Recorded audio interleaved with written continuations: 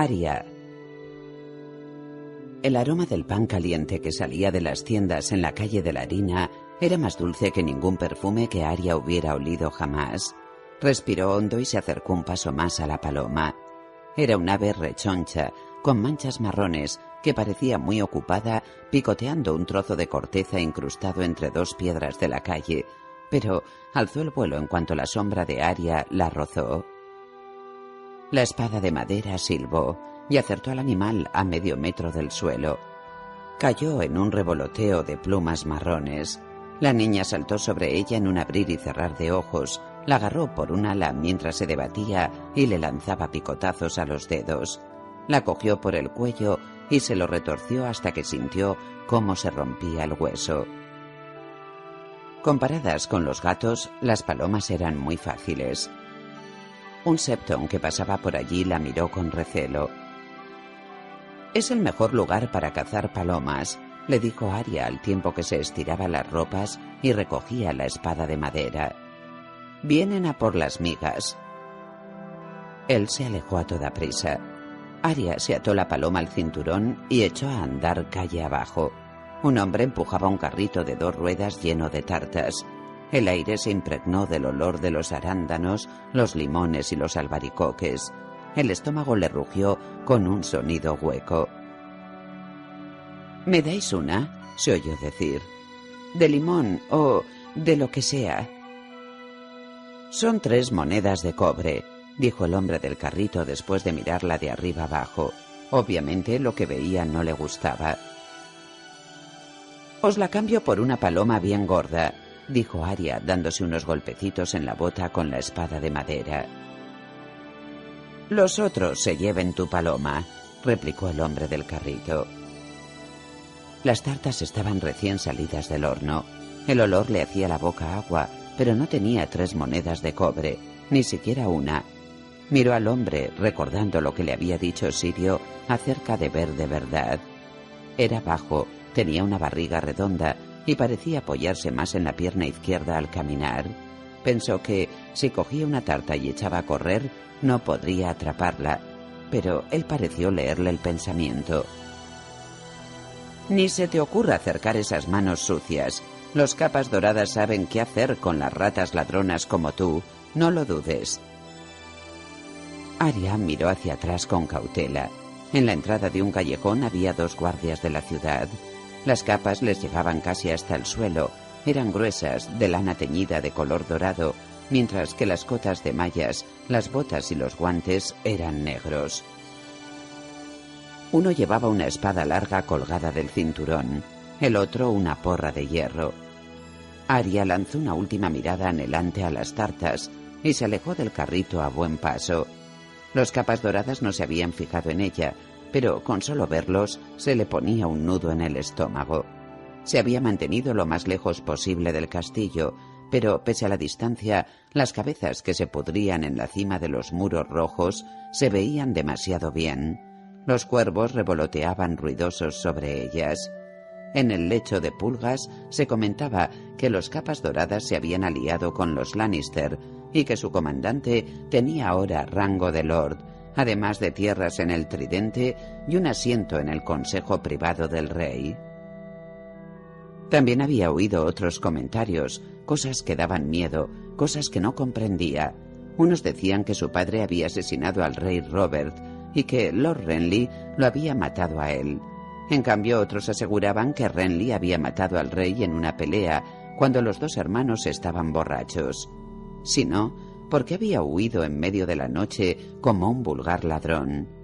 Según una versión, al rey lo había matado un jabalí durante la cacería, y según otra, había muerto comiendo jabalí con tanta gula que había estallado en la mesa.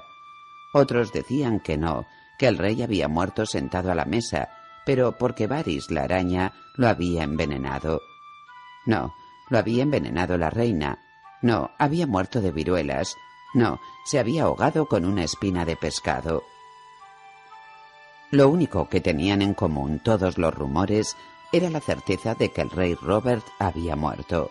Las campanas de las 7 torres del Gran Sept de Baelor habían repicado todo un día y toda una noche, El retumbar de su dolor recorrió la ciudad como una marea de bronce. Las campanas solo repicaban así por la muerte de un rey, según le contó a Arya, el hijo de un curtidor. Ella lo único que quería era volver a casa, pero no era tan sencillo salir de desembarco del rey.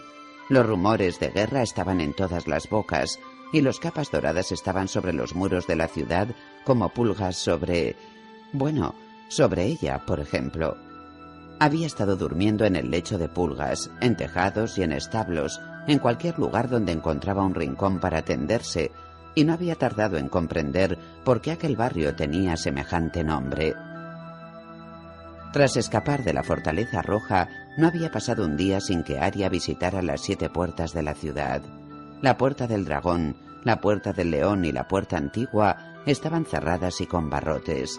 La Puerta del Lodazal y la Puerta de los Dioses estaban abiertas, pero solo para los que querían entrar en la ciudad.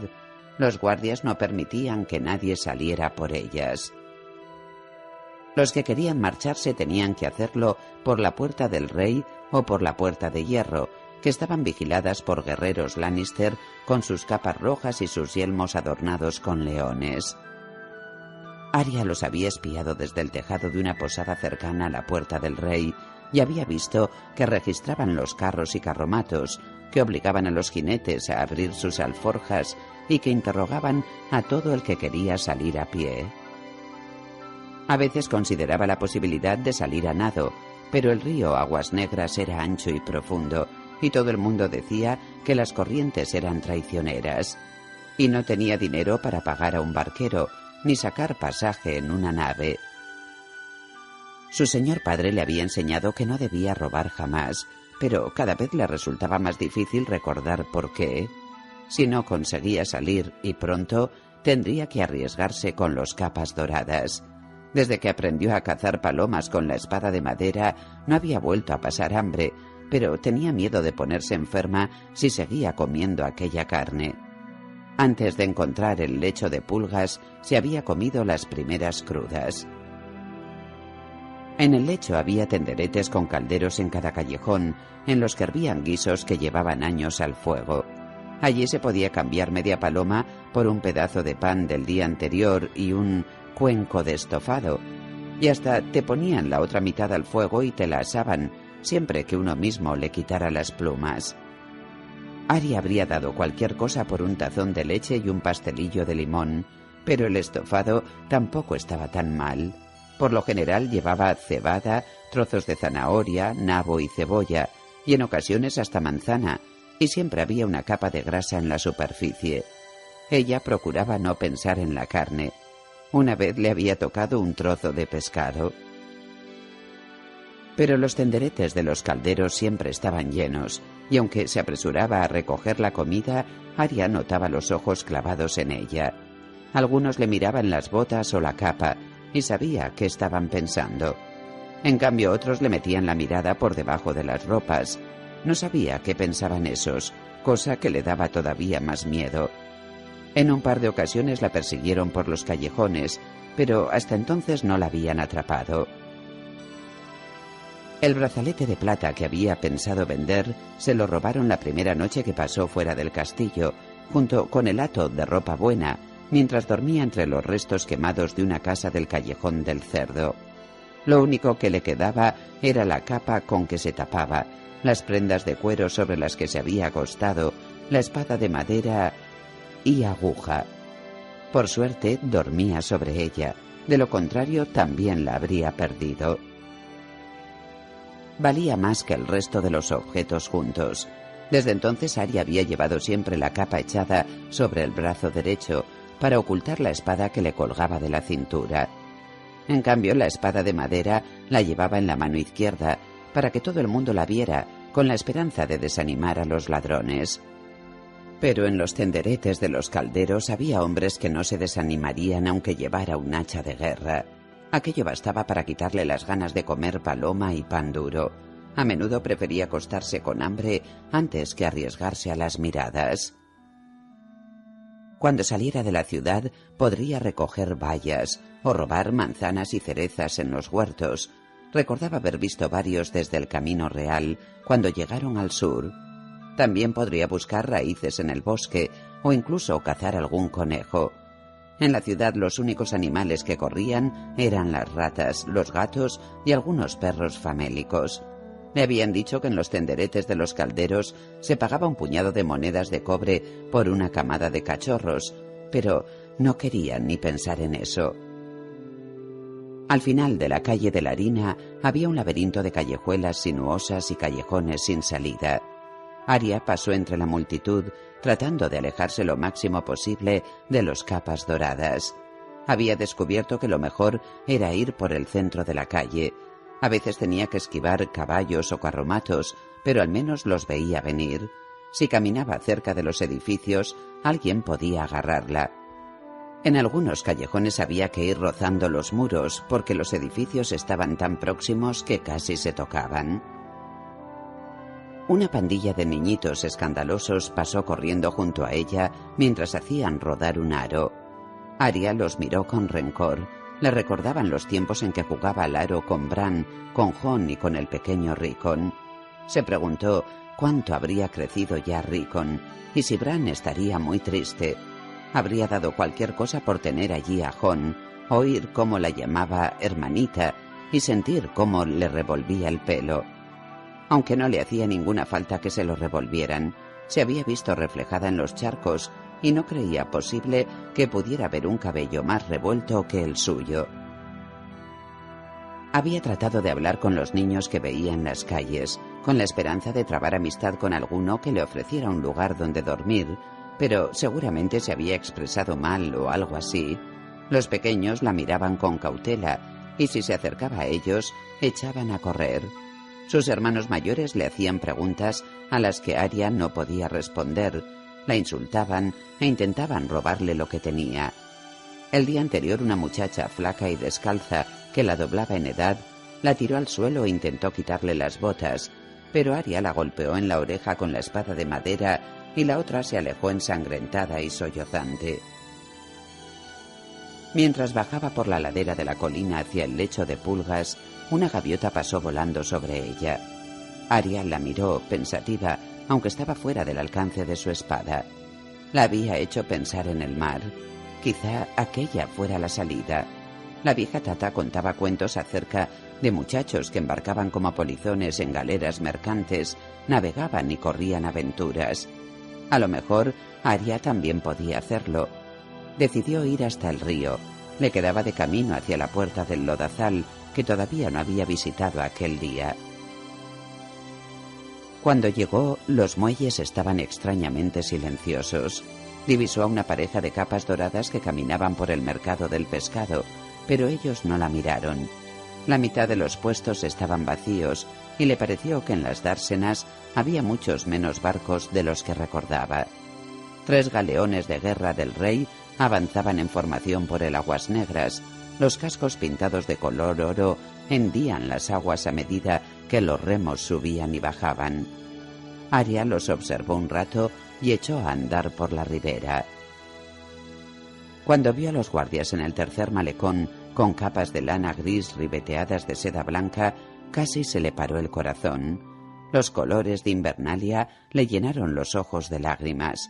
Estaban cerca de una pequeña galera mercante trirreme, amarrada junto a la orilla.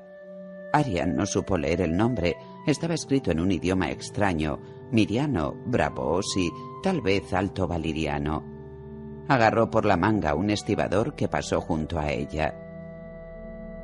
«Por favor», dijo, «¿qué barco es ese?» «Es el Bruja del Viento, de Mir», le respondió el hombre. «Sigue aquí», exclamó Aria. El estibador le lanzó una mirada desconcertada, se encogió de hombros y siguió su camino. Aria corrió hacia el malecón. El Bruja del Viento era el barco que había apalabrado su padre para llevarla a casa, y aún estaba allí. Creía que habría zarpado hacía ya muchos días. 2 de los guardias jugaban a los dados, mientras el tercero hacía una ronda con la mano sobre el pomo de la espada. No quería que la vieran llorar como a una niñita, así que se detuvo para frotarse los ojos. Los ojos, los ojos, los ojos. ¿Por qué?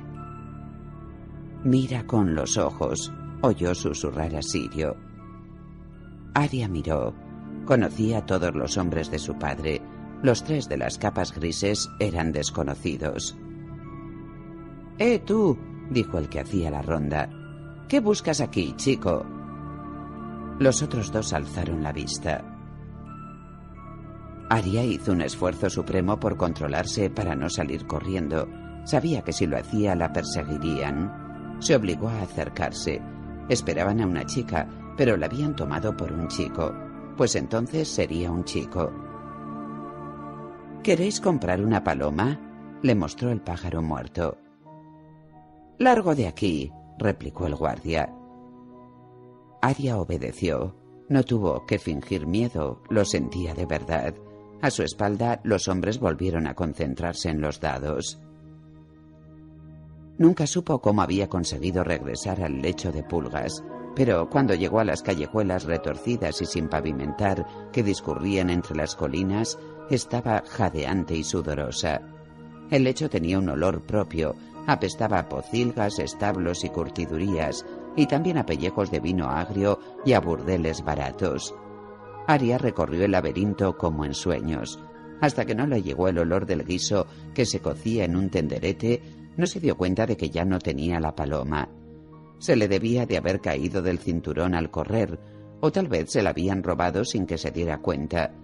Sintió ganas de llorar de nuevo. Tendría que volver a la calle de la harina, y no sabía si podría cazar otra tan gorda. A lo lejos, al otro lado de la ciudad, las campanas empezaron a sonar.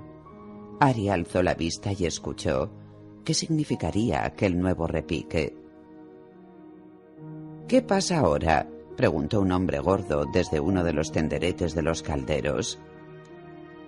«Los dioses se apiaden de nosotros, otra vez las campanas», aulló una vieja. «¿Se ha muerto el niño rey?», gritó una prostituta pelirroja envuelta en finas sedas, asomándose a la calle por la ventana de un segundo piso. «Es lo que tienen los niños, no duran nada».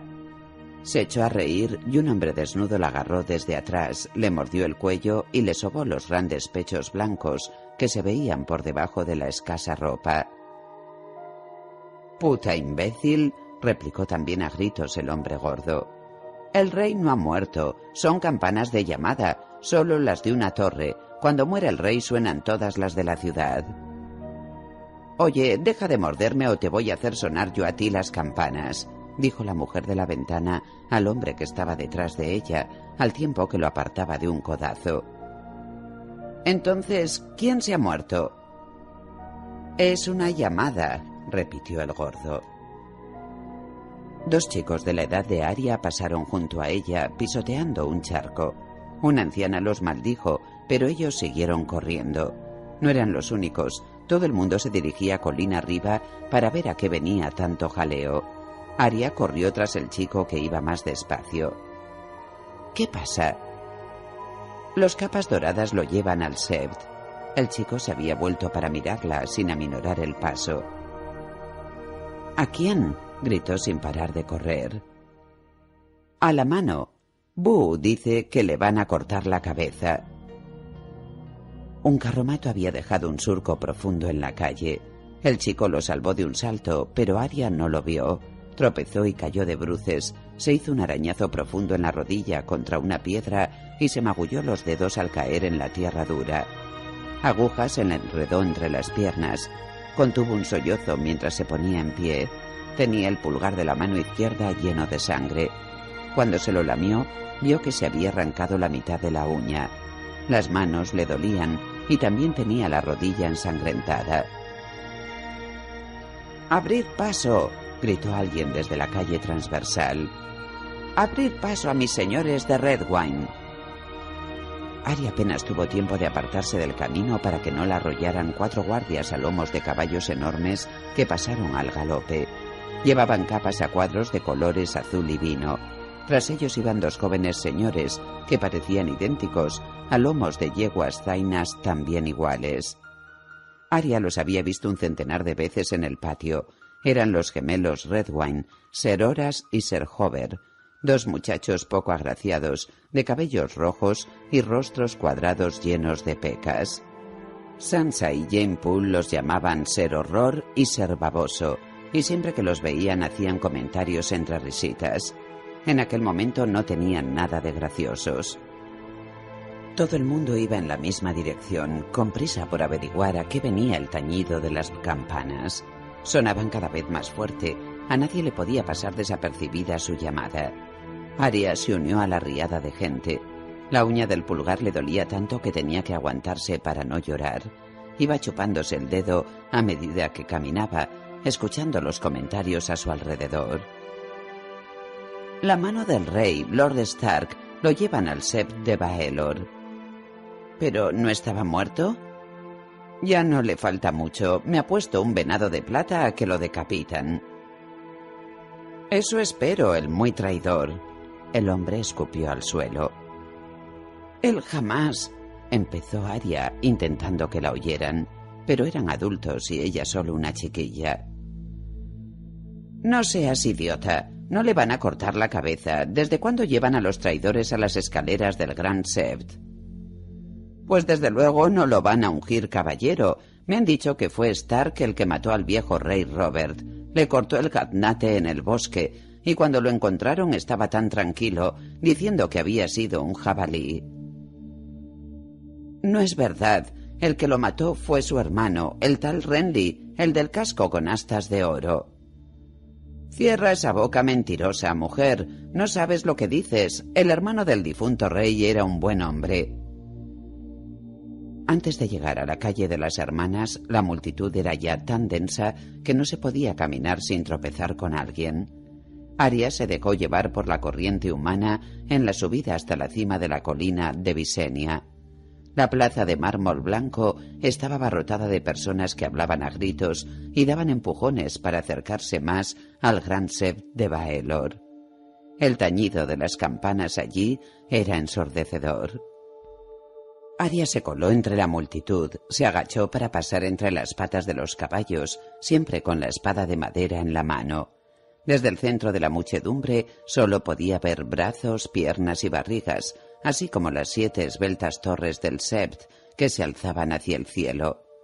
Divisó un carromato de madera y se le ocurrió que podría subirse encima para ver algo, pero a otros se les había ocurrido la misma idea y el cochero los echó a todos a latigazos entre maldiciones.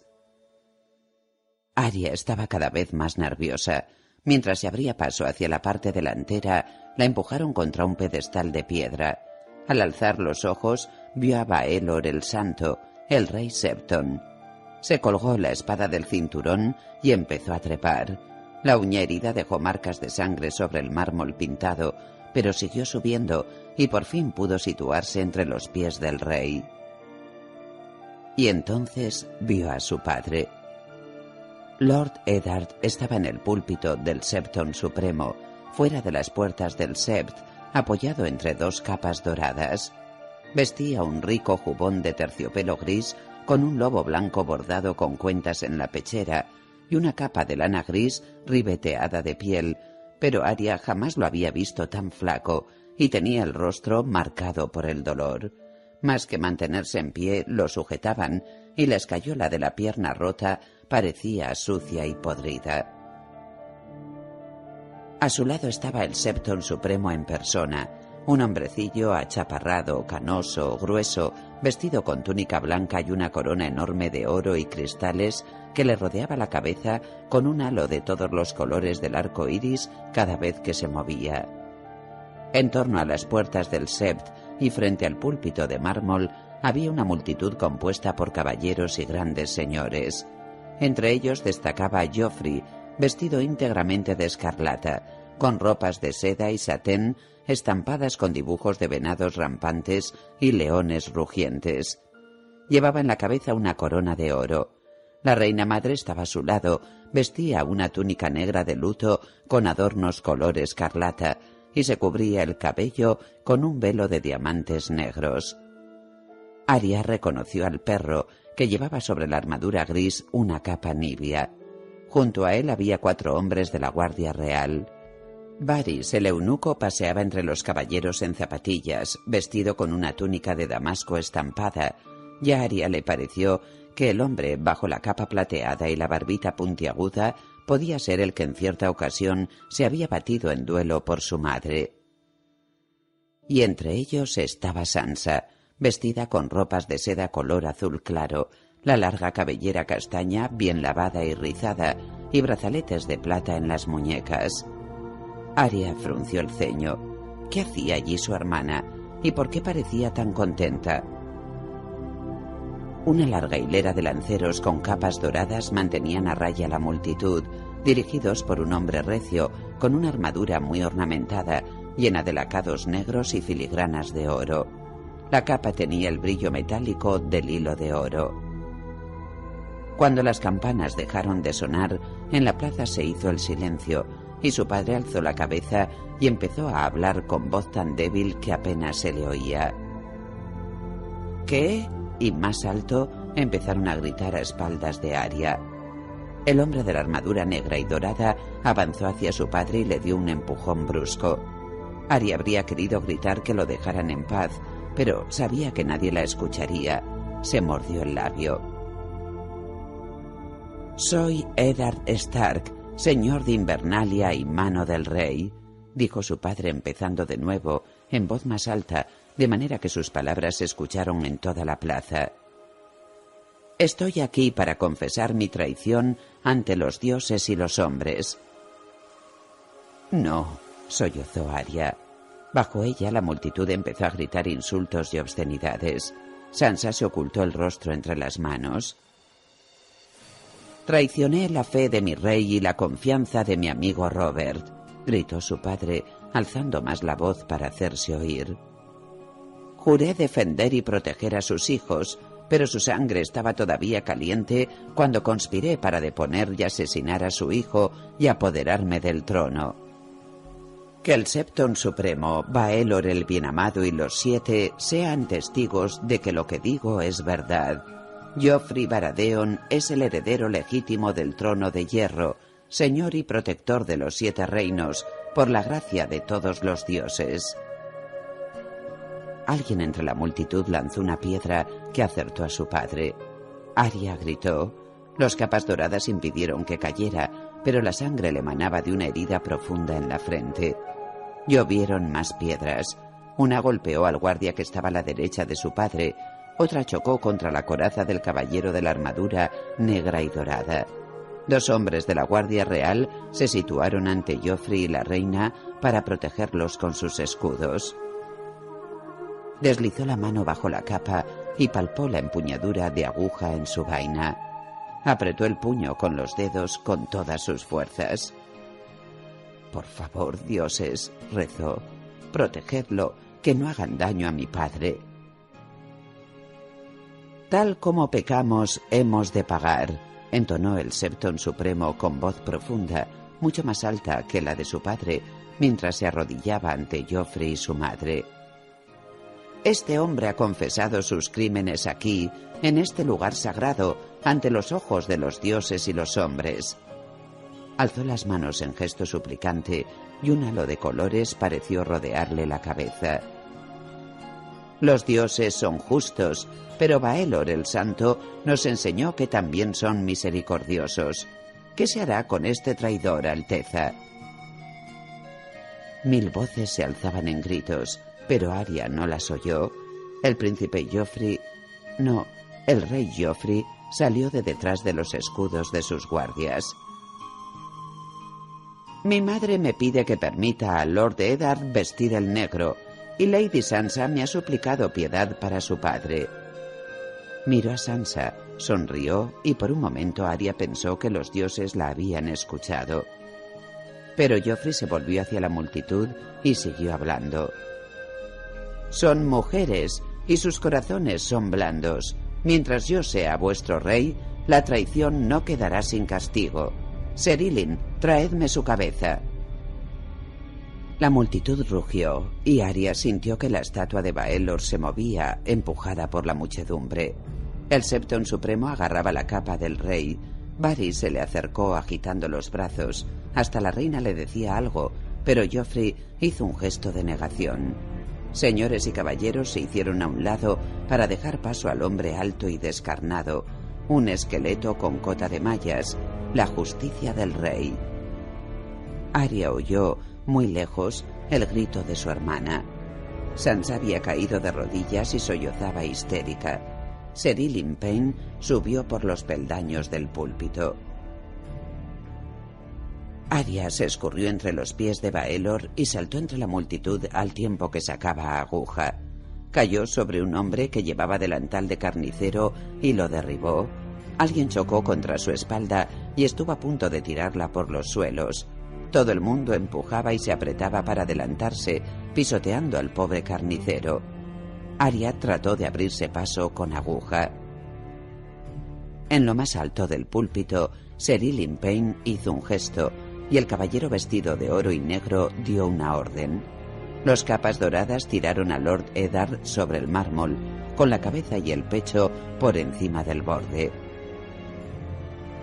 Tú! Gritó a Arya una voz furiosa. Pero ella siguió corriendo, empujando a unos, esquivando a otros, derribando a todo el que se cruzaba en su camino. Una mano intentó agarrarle la pierna. Arya se defendió lanzando un tajo, pateó espinillas, una mujer cayó y Arya pasó por encima de ella, tirando de espada a diestro y siniestro, pero no servía de nada, de nada. Había demasiadas personas. En cuanto conseguía abrirse un hueco, el camino se volvía a cerrar. Alguien la derribó hacia un lado. Todavía alcanzaba a oír los gritos de Sansa. Ser Ilyn sacó de la vaina que llevaba a la espalda un enorme espadón. Cuando alzó la hoja por encima de la cabeza, la luz del sol pareció dibujar ondas en el metal oscuro y arrancó destellos de un filo más cortante que el de cualquier navaja. «Hielo», pensó. «Tiene a hielo». Las lágrimas le corrieron por el rostro y la cegaron. Y en aquel momento, una mano surgió de entre la multitud y se cerró en torno a su brazo como una trampa para lobos, con tanta fuerza que aguja se le escapó de entre los dedos. La mano la levantó casi en vilo, la manejaba como si fuera una muñeca. Un rostro se presionó contra el suyo, una cabeza de pelo largo negro, barba enmarañada y dientes podridos. «No mires», ladró una voz ronca. «No, sollozó Arya. El anciano la sacudió con tanta fuerza que los dientes le entrechocaron. «Cierra la boca y cierra los ojos, chico». A lo lejos, como envuelto en niebla, oyó un sonido, un ruido suave, siseante, como si 1.000.000 de personas dejaran de contener el aliento a la vez.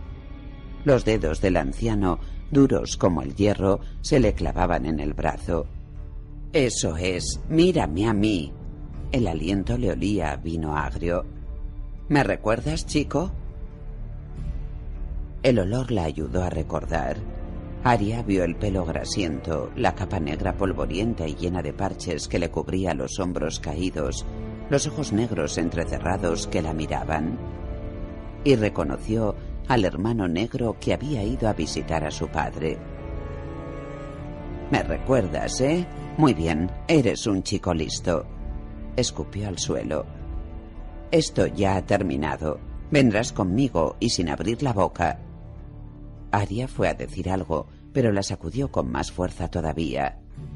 «He dicho que sin abrir la boca». La multitud empezaba a marcharse de la plaza. Ya no la empujaban, todos volvían a sus vidas cotidianas. En cambio, ella ya no tenía vida. Como entumecida, siguió a... Yoren, eso es, se llama Yoren. No vio cómo recogía aguja hasta que se la devolvió. «Espero que sepas cómo se utiliza esto, chico». «No soy un...» empezó. El hombre la empujó hacia el hueco de una puerta, le metió los dedos sucios entre el pelo y la obligó a levantar la cabeza. «No eres un chico inteligente. Eso es lo que ibas a decir, ¿verdad?» En la otra mano tenía un cuchillo. Cuando la hoja bajó como una centella hacia su rostro, Arya se echó hacia atrás, pataleó salvajemente y movió la cabeza de un lado a otro. pero la tenía sujeta por el pelo, tan fuerte que sintió como si le desgarrase el cuero cabelludo y notó en los labios el sabor salado de las lágrimas.